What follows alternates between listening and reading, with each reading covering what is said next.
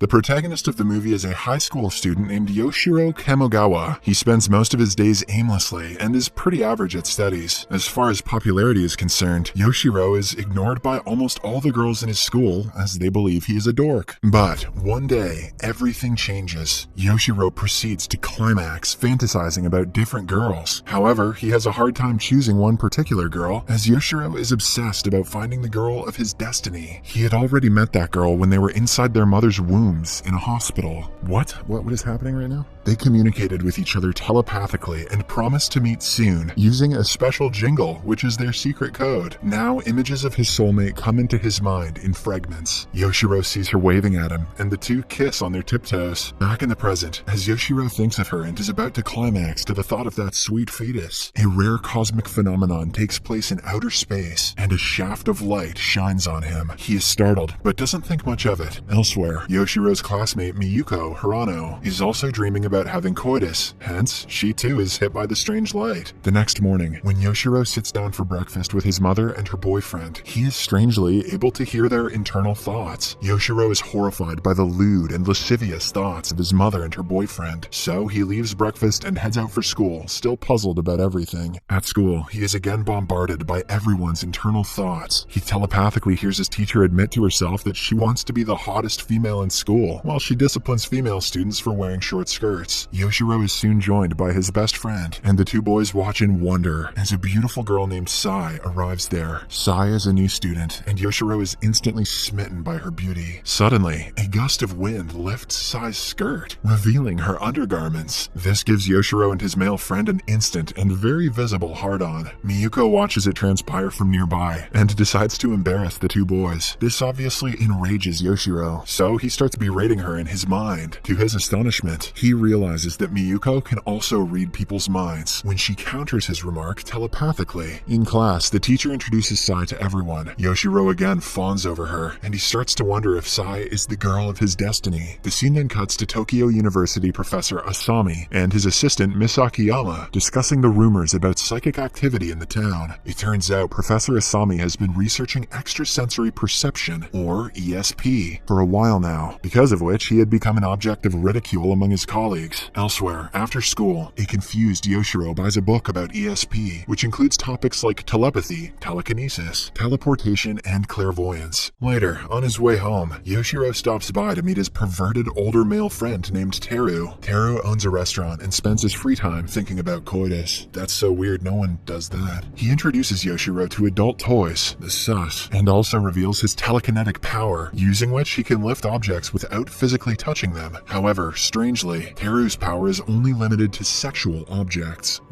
Imagine you get a superpower, but all it does is levitate butt plugs. The next day, Yoshirō decides to approach Xray, but on his way, he reads a fellow student Inomoto's mind and learns that he is planning to get naked in front of Xray and other girls. Yoshirō tries to stop him, but shockingly, Inomoto has the ability to teleport from one place to another. He goes directly inside the girls' locker room and exposes himself, but his plan fails terribly. Just then, Professor Asami and Miss Akiyama confront the new psychics and gather them at his place. During the operation, it's revealed that Miss Akiyama also has a strange psychic power. She has the power of precognition, which allows her to foresee the future of anyone who looks at her bra. The new psychics include Yoshirō, Teru, Inomoto, Miyuko, and another creepy student named Yabe. It's revealed that Yabe is clairvoyant, which gives him the ability to see through objects. Soon, Professor Asami introduces himself and explains that he has been researching ESP for a while now. He also reveals that Yoshirō and the others got their powers because of a cosmic phenomenon. It turns out they are not the first ones to acquire ESP. 200 years ago in Duluth, Minnesota, there was another psychic awakening. Cosmic rays hit the city when the planets were aligned in a particular way and imparted these powers on some people. This time, similar cosmic rays hit Japan. Yoshirō and others got the ESP because they fit a certain criteria. First, they are virgins.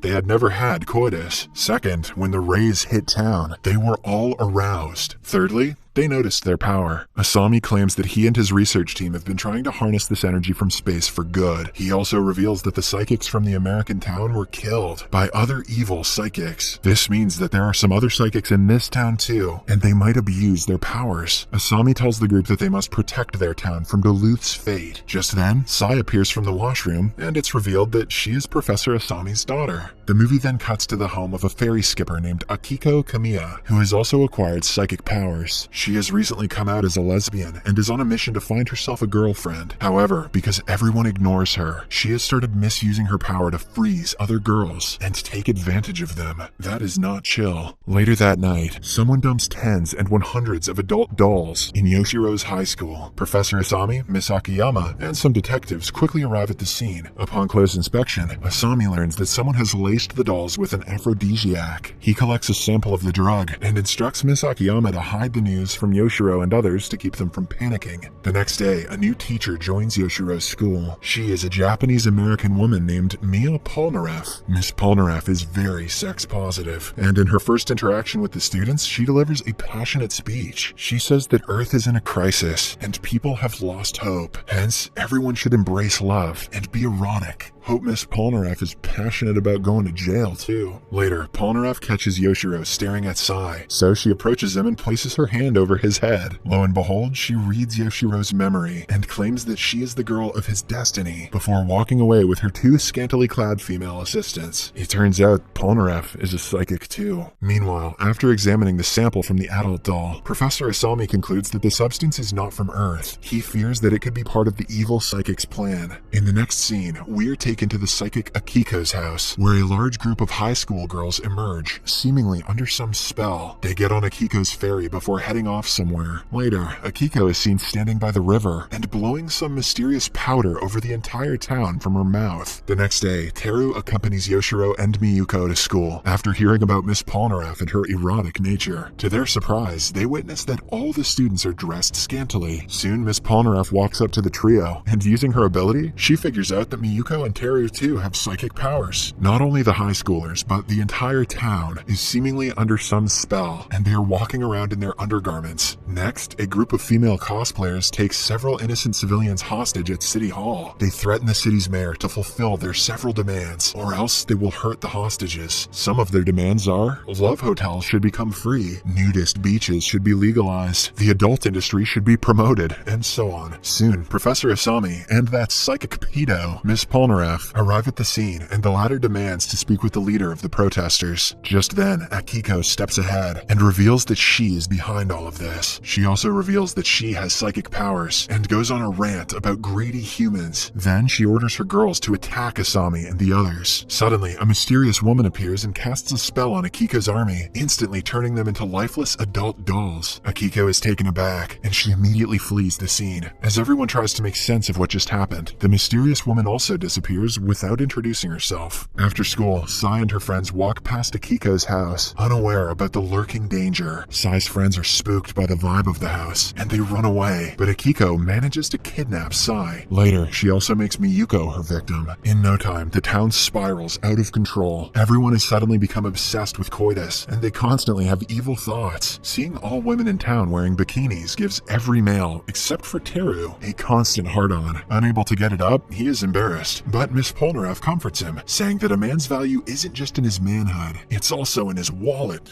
Next, Yoshiro gets a call from Sai, and she asks him to meet in a garden. Just like his dream, Yoshiro watches Sai run up to him with her long, beautiful legs, singing the jingle and waving her hands. She thanks him for helping her father with his ESP research, before leaning in for a kiss on her tiptoes and asking him for intercourse. Yoshiro is taken aback as he didn't imagine Sai to be so forward. Suddenly, the mysterious woman from earlier appears, and she turns Sai into an adult doll, much to Yoshiro's horror. Professor Asami and the others arrive at the scene, and the woman introduces herself as Julie Babcock, a psychic from Duluth. She reveals that some psychics survived the Duluth massacre, and they went into hiding. Julie is a descendant of those psychics. She has come all the way to Japan to prevent another tragedy like that of her home city. Meanwhile, a detective tracks down Akiko's house and learns that she has been kidnapping girls from her neighborhood. She reports it to Professor Asami, and the latter quickly comes up with a plan. He sends Yoshiro, disguised as a girl, to lure the kidnapper towards him, while while the others watch from hiding. Unfortunately, Akiko spots Miss Akiyama behind a pole and proceeds to hypnotize her, but before she can do so, the psychic lady reads her future by flashing her bra. Akiko immediately runs away, and Miss Akiyama reveals that she is headed towards the city hall. Wasting no time, Professor Asami and his group head for the city hall, and there, they come across all the kidnapped girls in a passed-out state. They also find multiple girls claiming to be the real Sai in the hallway. The creepy psychic Yabe uses his clairvoyance to reveal that they are all clones. After a while, Akiko finally appears with her army of scantily dressed girls, but Julie immediately turns some of them into dolls. Furious, Akiko sends more girls to attack Yoshirō and the others before running away. As the group deals with the army of girls, Miss Polnareff grabs Yoshirō and escorts him to safety. Yoshirō gullibly follows her, but she takes him to the stage and traps him in an enclosure. Miss Polnareff then opens the curtains, revealing 3 life-size cutouts of pregnant women. It turns out that she has held Yoshirō captive inside the womb of one of the cutouts. Whoever directed this movie has so much crap to work out. Next, it's revealed that Sai and Miyuko have been held captive in the womb of the other 2 cutouts. Yoshirō discovers this and speaks to the girls, who are distraught about their situation. To calm herself down, Miyuko starts singing this special jingle. Taken aback, Yoshirō finally realizes that the girl of his destiny is none other than Miyuko. He tells her that it's him she promised to meet after taking birth. With this, the 2 cry tears of joy, and Yoshirō finally sees the face of Miyuko in the dream sequence, running up to him with long legs. However, before they could kiss, Miss Polnareff interrupts, causing him to snap out of his dream. She then claims that she taught that song to Miyuko, much to Yoshiro's astonishment. Meanwhile, Professor Asami and his group turn Akiko's army into dolls with the help of Julie. With nowhere to go, Akiko finally accepts defeat, but warns them that her master, Miss Polnareff, will teach them a lesson. Julie then purifies her soul, and it's revealed that Akiko was only a puppet acting under Miss Polnareff's spell. With this information, Professor Asami finally figures out that the cunning Polnareff has the ability to control people's memories. She deletes, rewrites, transplants memories, and even manipulates them to suit her needs. Meanwhile, Miss Polnareff orders her henchwomen to escort Sei and Miyuko away. As she tries to get close to Yoshirō, Professor Asami and others arrive. When Teru questions her motives, Miss Polnareff asserts that she is doing all this to wipe out humanity from Earth. She hates humans because they violate nature and are greedy. Only God's chosen will remain. Miss Polnareff then claims that Yoshirō is the chosen one and expresses her love for him. She also reveals that she can't control his memory because of her feelings for him. Just then, Julie interrupts her speech and tries to purify her soul, but to her astonishment, Polnareff has no evil intentions, and in the blink of an eye, she overpowers Julie and knocks her out. The other psychics attack Miss Polnareff, but she easily defeats them and erases their memory. She then turns to Yoshirō and asks him to come with her, threatening to kill him otherwise. At first, the naive schoolboy refuses, but when Miss Polnareff mentions that the Earth's fate depends on him, he agrees. Following this, she takes him to a nursery, where she has turned Sai, Miyuko, and herself into children. Polnareff says that she wants to be a child again, because they are pure souls, unlike adults. However, Yoshirō refuses to become a child, and insists he'd rather climax and have coitus as an adult. You tell him, Yoshirō.